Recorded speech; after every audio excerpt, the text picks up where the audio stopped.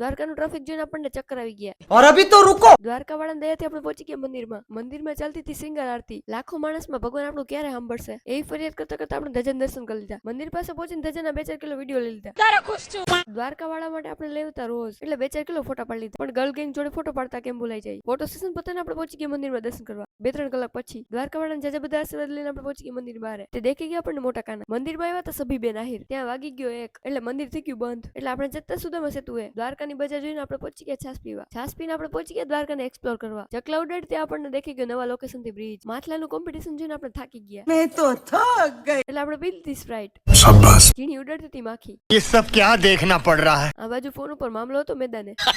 બધાનું ઇન્ટ્રો કરાવીને આપણે પી લીધી સ્પ્રાઇટ. દ્વારકાની ગાય ભેંસને બાય કરીને આપણે પહોંચી ગયા મંદિર બાજુ. રસ્તામાં દેખાઈ ગયા આપણને મોટા બધા દ્વારકાધીશ. દ્વારકાની બજાર રખડતા રખડતા આપણને દેખાઈ ગયા મોટા બધા કાનાજી. દ્વારકા રખડતા રખડતા આપણે પહોંચી ગયા પથાણ ચોકમાં. મેવાડના ભાઈ આપણને ચા પીવા બોલાવતા હતા.